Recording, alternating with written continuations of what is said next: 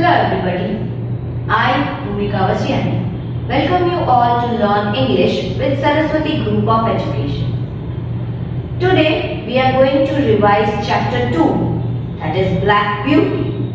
Right, in the previous session we have revised chapter 1. So, this time it is chapter 2, that is Black Beauty. Black Beauty is the story which is described through the point of view of a horse whose name is Black Beauty. Okay, and we come to know about the emotions of the horse and the other animals also, that how they might be feeling when we are treating them good or bad.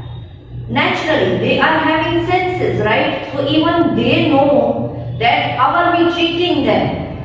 Whether we are treating, the human beings are treating the animals good, or whether the human beings are treating the animals in a bad or cruel manner. They understand, they feel, but the only difference is that they are unable to express through words, right? Okay. Now here, the horse named Black Beauty lives in a place named Birtwick Hall. Okay, there they have a master and mistress. The name of the master is Mr. Douglas. And Mr. Douglas and Mrs. Douglas are very much kind and respected and loved people, loved by all the animals as well as the workers of the farms also. Because they are very much respected and kind, they treat the animals in a very decent manner, very friendly manner. Okay, they don't think that if they are animals we can treat them anyway. So all the animals who were living at the Birtwick Hall were very happy there. They were feeling happy, proud, satisfied to live at Birtwick Hall and satisfied to have such master and mistress. Right? Yes. So, once if the mistress was traveling, if she sees that a horse is very heavily laden, then she may stop the horse cart and she may tell to the owner of the horse cart, the rider of the horse cart, that it is not advisable to treat the animals so cruelly. Just because they are animals, you cannot treat them in a manner, in a cruel manner, by heavily loading them with other loads. Right? And the master also was very kind. Once, now there are few incidents which are mentioned over here in the chapter. Once Black Beauty was ridden by his master and they were going somewhere. Okay? And they saw a very fat man riding a very thin and slender, weak pony, though it was beautiful. What is a pony? Pony is the young ones of the horse. Okay? So the pony was beautiful, but it was still growing. Okay, it was not a completely grown horse. It was still growing. So it was very thin and slender and weak. A fat man was riding the pony. But when the pony turned itself to the Birtwick Hall, towards the Birtwick Hall, the man pulled the check reins to stop the pony. And the pony was poorly pulled, so it lost its balance. It was about to fall. And Master Douglas saw that incident. He came near to Mr. Sawyer, who was riding the pony. The name of the rider of the pony was Mr. Sawyer. Mr. Sawyer was a builder who visited frequently to Birtwick Hall. So the pony is very intelligent. It thought on its own that my master wants to again visit to the Birtwick Hall. So it turned towards Birtwick Hall. But this time the master did not want to go to Birtwick Hall, so he pulled the check reins, the leather strip, to stop the pony. And it hurted to the nose of the pony and the jaws of the pony. Because check reins are the leather strip which are attached to the jaw and the nose with the horses. Okay, horse's mouth. Then Mr. Douglas comes near to Mr. Sawyer and tells angrily that you cannot treat a pony like that. It is still growing. It is not a fully grown horse. Any animal should not be treated like that. Okay? And Mr. Sawyer is very angry. He roughly answers Mr. Douglas and goes away from there. Okay? Mr. Douglas, the master, and Farmer Gray had worked upon for 20 years nearly to get away the check reins which are attached to the jaw and to the nose of the horses. They did not like because it hurted the animal's mouth. They did not like that people put check reins on the horse's mouth, horse's head, just to keep the head straight. One such incident happened when I met Captain Langley also. When I, Black Beauty, and my master Mr. Douglas were going on somewhere, we met Captain Langley, who was a military man. He also had a very bad habit of putting check reins to his horses, just to show that his horses are holding their heads high. Okay? When check reins are attached to horse's mouth, horses cannot lower down their head.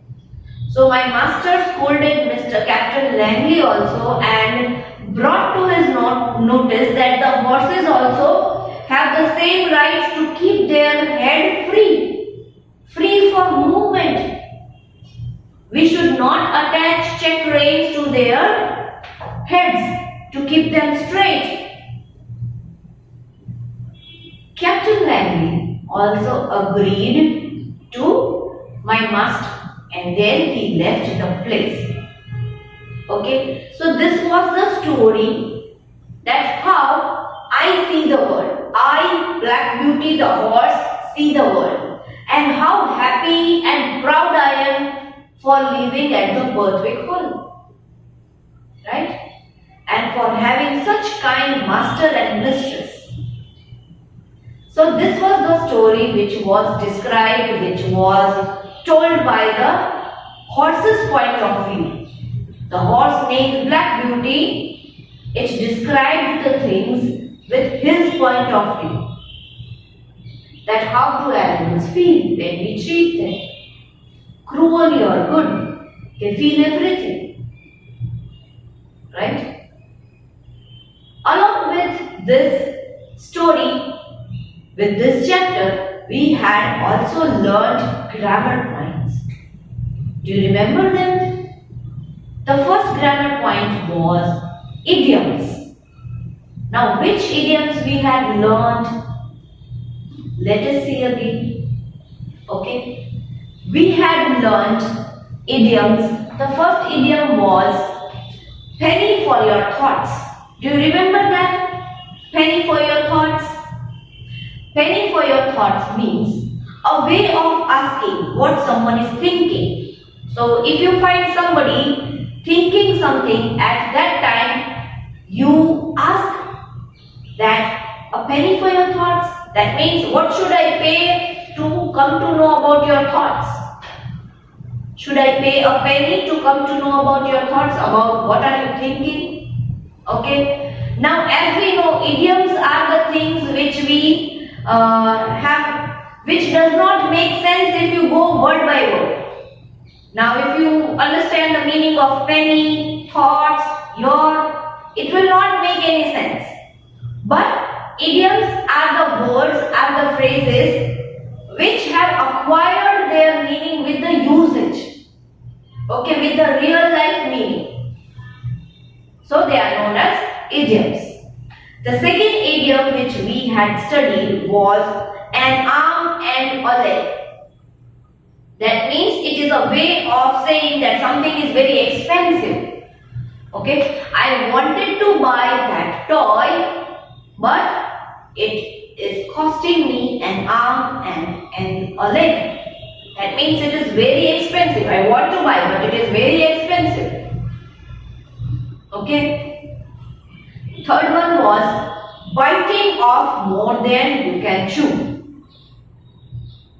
Now, if you just go by the literal meaning, that means something which we cannot chew enough, we have filled up in our mouth. But if you connect the meaning with the real life, the meaning of the idiom is a way of saying that someone is taking on a task that is too big to complete for him. Right? It is a way of expression that you have taken up a huge responsibility on your shoulder. And you might not complete that. You will not be able to complete that. So it is a way of expressing that feeling. Got it? So that is biting off more than you can chew. Okay? Sometimes it happens that we have not studied for the entire year, and when the final exams come, at that time we start studying just before the previous night. That means we are biting off more than we can chew. That means we are taking so much of load on our mind which our mind will not be able to handle. Right? So much of things which we have to learn just in one night, which will not be possible. So that is biting off more than you can chew. The next idiom is feeling under the weather. Now there is no literal meaning that we are feeling under the weather. No. Feeling under the weather means it is a way of saying that you are feeling ill, you are not well. Got it? So, if somebody is not well, they use this idiom that the student was feeling under the weather, so he was sent home. That means the student was not feeling well, he was feeling sick, so he was sent home. The next one, let the cat out of the bag. Now, literally, we have not caught any cat and put it in the bag. So, what is the meaning of these words? The meaning of these words, that means it is a way of saying that you told a secret, you revealed a secret which was not to be told to everybody. That is the meaning of let the cat out of the bag. Suppose if you want one example, then we can take up that I had organized or I had arranged for a surprise birthday party for my mother, but my friend let the cat out of the bag. That means I had organized or I had arranged a surprise birthday party for my mother, but my friend told about the surprise birthday party to everyone. So the cat is already out of the bag. Okay? That means the secret is revealed. Now, we had also learned as second grammar point, we had also learned participles. Do you remember that? Present participle and past participle. What are those? Let us see in detail. As I said, we have already learned participles in this chapter as the grammar point. Right? Now, which participles did we learn? We have learned present participle and past participle. Two types of participles we have already learned in this chapter. Now, what does present participle do? And what is present participle? Present participle shows that something is going on right now. Okay, so the verb ends with ing. Verb add ing. Okay, and in verb add ing also, when we add ing to the verb, what happens? Two types again comes. We can use the word as a noun also, and we can use that word as an adjective also to describe something. Okay, suppose we can use it as a noun and we can use it as an adjective. Understood? So if we use it as a noun, it is also known as gerund. Gerund. Okay, so here it shows, verb plus ing shows the name of the activity. Okay, see, the name of the action. Here verb is not used as an action word, but it is used as a noun, the name of some action. I am swimming. So swimming is the name of the action here. I love swimming. We can also say, if I write, I love swimming. Okay. Now here I have named the action which I like, which I love. That is, I love swimming. That means I like so much to swim. So swimming here becomes the verb, but with adding ing, it is becoming a noun. I love the action of swimming, the sport, the name of the sport. Walking is a good exercise. Okay? Walking is a good exercise. Now, here, walking is not described as an action. It is described as a noun, as the name of the activity of walking. So, walking is a good exercise. So, they are known as gerund. Okay, they are used verb plus ing. So that action word is used as a noun here. Understood? Now if we want to use them as adjectives, then you can see the example. I saw a dancing peacock. If we use the verb plus ing word, that becomes an adjective. That word helps to describe someone. Okay. I saw a dancing peacock. How was the peacock? Dancing. So that word dancing helps us to describe the peacock. That the peacock was not standing still, but it was dancing. Right? The toy calmed the crying child. Okay, here the word crying. The word crying. Cry add ing. So it is working as an adjective because it is describing the child. How is the child crying? The toy calmed the crying child. Okay? Crying. So crying child. How was the child? Crying child. Got it? So these are the present participles. Past participle we have already seen.